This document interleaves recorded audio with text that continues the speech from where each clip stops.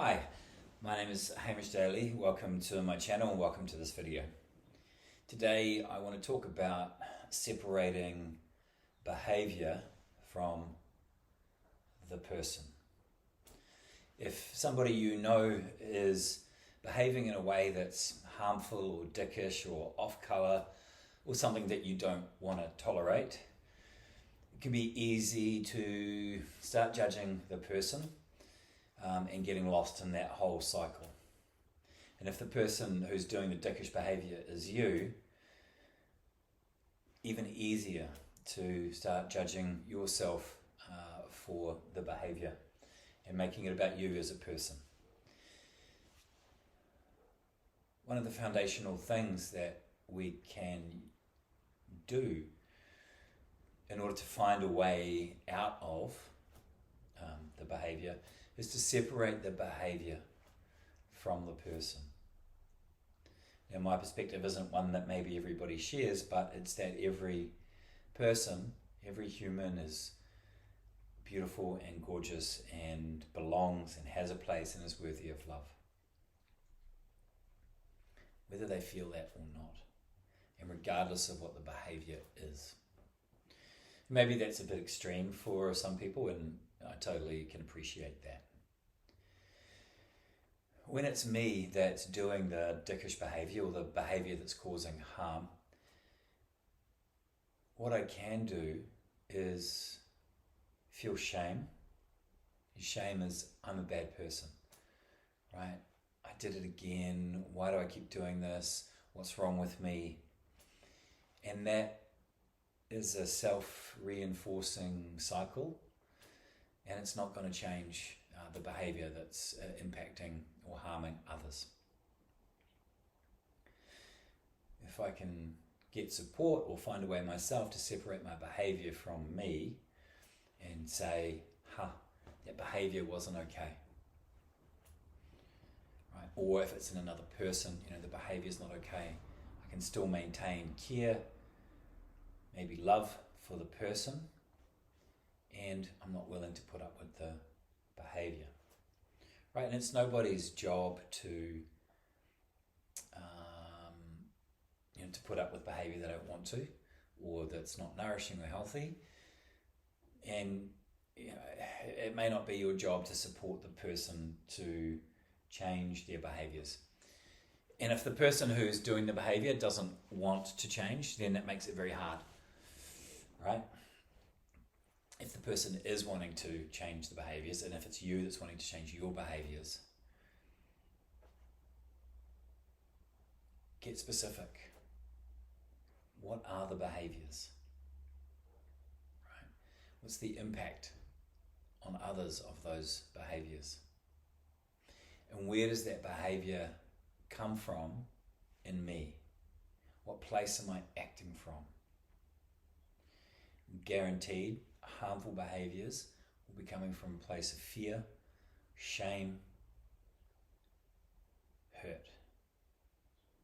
Like the link between my shitty behaviours and the amount of pain I'm in is strong, very, very strong.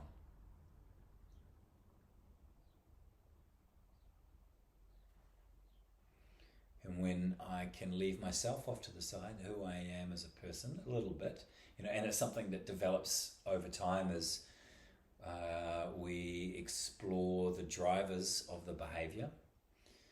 But as I uncover the drivers of the behaviour and start to find those parts of myself that are coming out sideways, parts of me that I'm hiding or suppressing, have never had a seat at the table, then my perspective on the kind of person I am is going to change as well. And so that can become a positive, a positive spiral, positive loop, a positive self-reinforcing loop.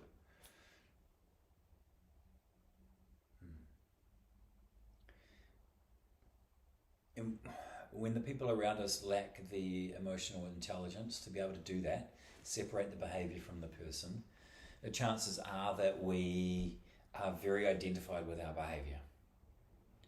I'm behaving like that because that's who I am. And there's some truth in that. That's how you are at the moment. When we have learned to shame ourselves,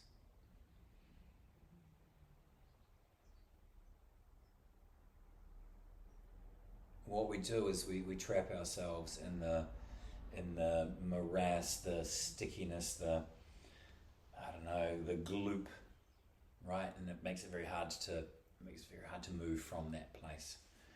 Now, shame is a tactic, unconscious usually, but it's a tactic that was used by people who had more power than us, our caregivers, potentially older siblings or older people, teachers, whoever, people with more power. It's a tactic they used in order to control our behavior, right? On the surface or on the short term, it's simpler to shame somebody so they stop their behavior than it is to support the person and get clarity around that separation between the person and their behavior. And is it simpler? Well, it's what most of us know, or what a lot of us know. And that tactic that people use, I shame you, you're a scaredy cat, you're this, you're that, you're noisy, you're too much, you're whatever. You'll have your own experiences of people who want to make you wrong for what you do and how you feel. We internalize that tactic,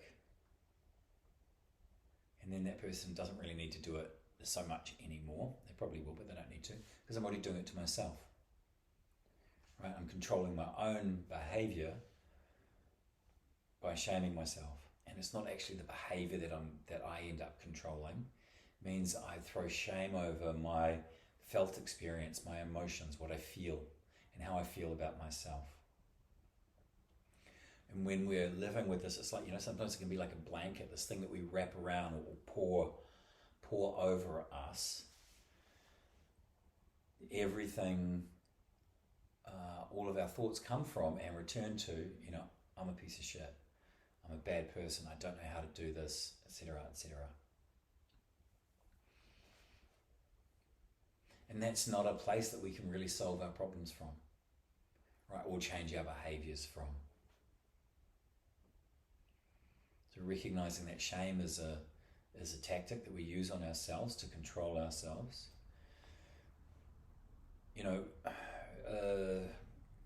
Being ashamed of being a human, or any part of being a human, from a certain perspective is kind of ridiculous.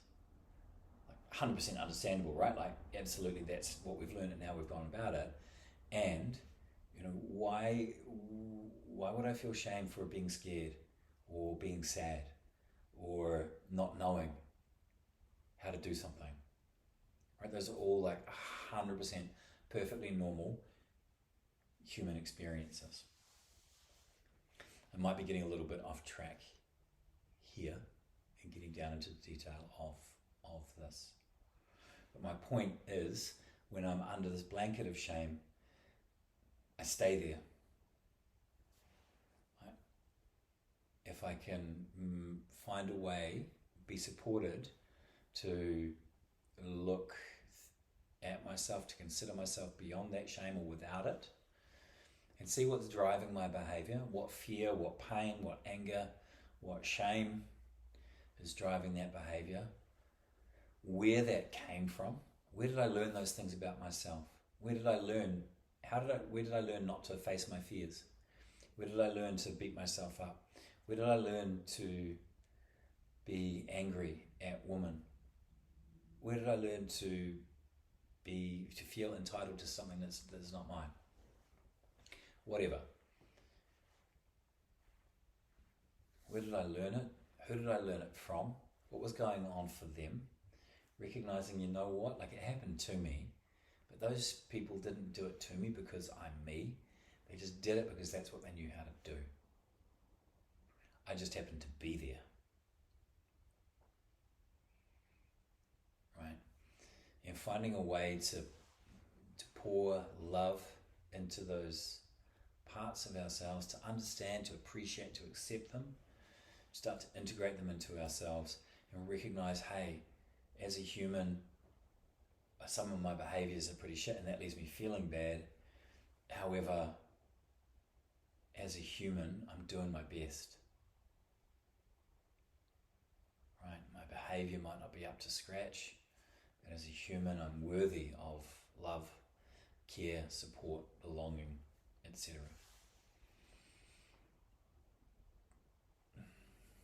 And I'm pretty sure that how it works is when I become more fluid and fluent in recognizing my external behaviors as a reflection of my internal reality, my compassion for myself and the world absolutely grow. I have a much better understanding of what's happening when other people are around me are behaving in whatever way they do. And then I can be less impacted by their behavior, I can be less triggered by it, I can stay in myself more, and I can access the compassion that I have for the person who's doing the behavior, even if I need to hold a boundary around that behavior. I didn't script this. Hopefully it makes sense. Thanks for joining, thanks for watching, and I look forward to seeing you on the next one. Ka kite anō.